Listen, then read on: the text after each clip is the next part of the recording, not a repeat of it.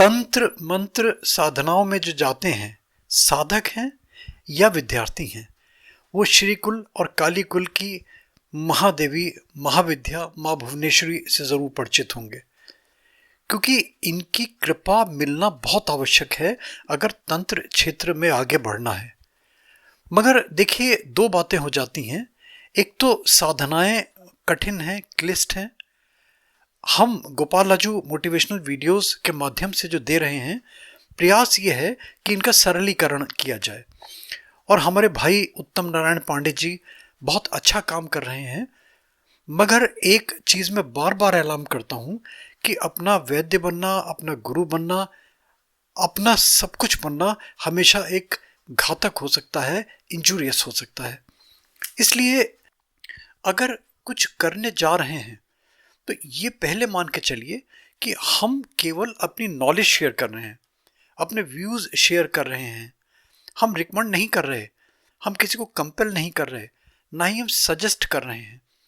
आपको सजेस्ट करेगा, आपको गाइड करेगा आपका गुरु, आपका जो कोई मास्टर है, आपका कोई, आपका जिससे आप दीक्षित हैं, या कोई मर्मज्ञ जो विषय का ज्ञाता हो। क्योंकि ये कहना बार बार इसलिए ज़रूरी होता है, ये डिस्क्लेमर में भी देना इसलिए ज़रूरी होता है कि कहीं कोई आपत्तिजनक स्थिति पैदा होती है तो हम कहीं भी किसी भी रूप में रिस्पॉन्सिबल नहीं होंगे। इस चीज़ का विशेष ध्यान रखें। करें ना करें, केवल अपने बुद्धि और अपने विवेक से, और सबसे बड़ी चीज़ अपने रिस्क पे। देखिए, इसको इस तरीके से समझ लीजिए, देना, हम व्यूज़ देना, हम स्वतंत्र हैं अपने व्यूज़ देने के लिए, मगर हम ये किसी को कंपेल नहीं कर रहे, किसी को हम मानसिक क्षति नहीं पहुंचा रहे, किसी के डैमेज करने के लिए नहीं कर रहे, किसी के अनहित की भावना से नहीं कर रहे। हम सिर्फ ज्ञान शेयर कर रहे हैं, और सिर्फ वो बातें जो शास्त्रोक्त हैं। अब बाजार में दुनिया भर की चीज़ें मिलती हैं, वहाँ पे कैंची भी मिल रही है, वहाँ छुरी भी मिल रही है, वहाँ आपको उस्तरा भी मिल रहा है, वहाँ जहर भी है, वहाँ अच्छी दवाइयाँ भी हैं। किसी बच्चे को आप पैसे दे के पकड़ा दें और वो जाके उस तरह खरीद ले और हाथ काट ले, तो रिस्पॉन्सिबल कौन है इसका? वो रिस्पॉन्सिबल है ना जिसने उसको पैसे दिए चीज़ें लेने के लिए। बच्चे को तो बुद्धि है नहीं।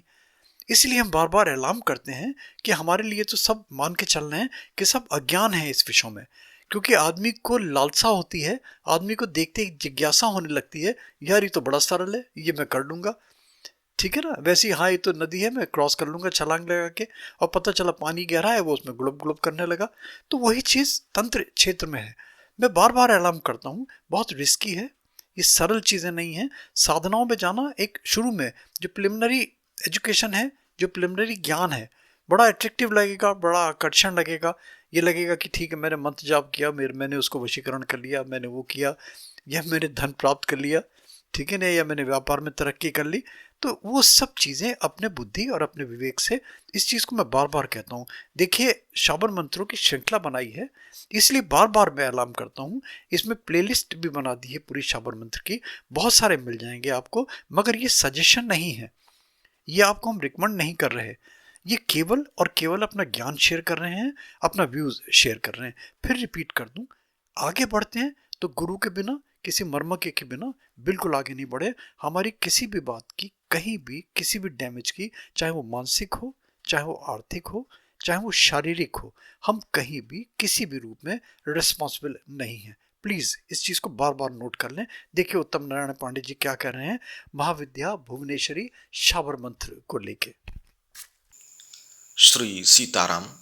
गोपाल राजू मोटिवेशनल वीडियो के लिए मैं उत्तम नारायण पांडे।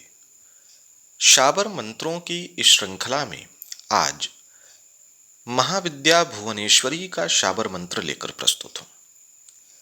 तंत्र के क्षेत्र में रुचि रखने वाले, साधनाओं में गंभीरता पूर्वक अध्ययन करने वाले या साधना करने वाले महाविद्याओं के स्तर से अपरिचित नहीं है।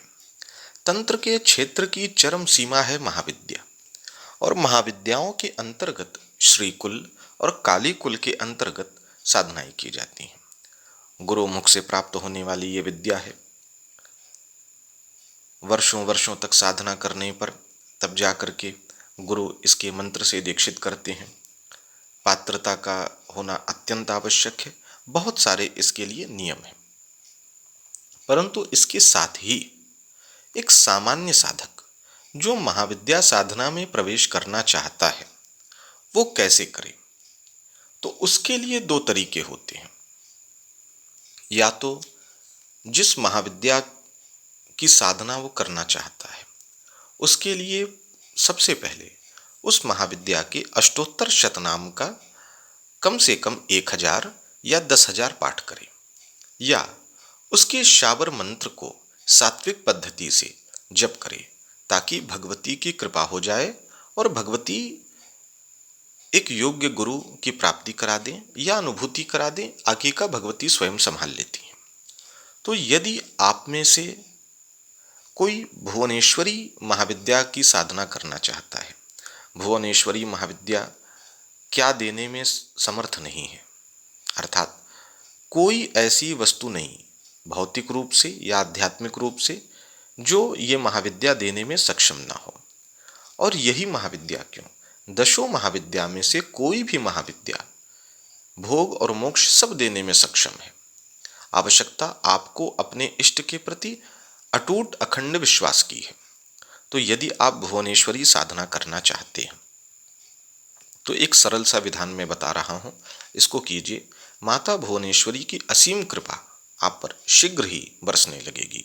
तो करना यह है कि किसी भी शुभ दिन स्नान आदि से पवित्र होकर के अपने पूजन स्थल पर कंबल के आसन पर बैठ जाएं और सामने एक भगवती भुवनेश्वरी का चित्र या भुवनेश्वरी यंत्र जो आपके पास सरलता से उपलब्ध हो उसको रख लें और एक शुद्ध स्फटिक की माला की व्यवस्था कर लें। और उसके बाद यथा सामर्थ्य भगवती की जो पूजन सामग्री आपके पास उपलब्ध हो उससे पूजन अर्चन करें। और जो मंत्र मैं आपको बताऊंगा इसका 108 बार नित्य जप करें।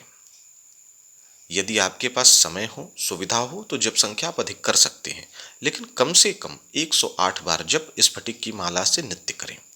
ऐसा आप 90 दिनों तक करें और साथ ही कम से कम 27 माला जप माया बीज की करें। माया बीज से आशय ह्रीम से है। तो ये दोनों जप आप करें, आप देखेंगे शीघ्र ही भगवती भुवनेश्वरी की कृपा आप पर बरसने लगी है। आगे का भगवती साधनाओं में प्रवेश कैसे कराएंगी वो स्वयं संभाल लेंगी, उसकी चिंता करने की आपको आवश्यकता नहीं है। तो शाबर मंत्र मैं आपको बता दे रहा हूँ, ये शाबर मंत्र का प्रयोग कीजिए और अपने जीवन में भगवती भुवनेश्वरी की कृपा की अनुभूति कीजिए।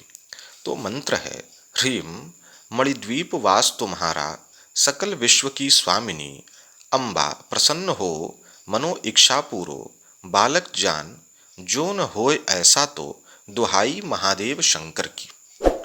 तो आशा करता हूँ कि भुवनेश्वरी शाबर का प्रयोग करेंगे, अपने जीवन में इसका लाभ लेंगे। मेरी शुभकामनाएं। सीताराम।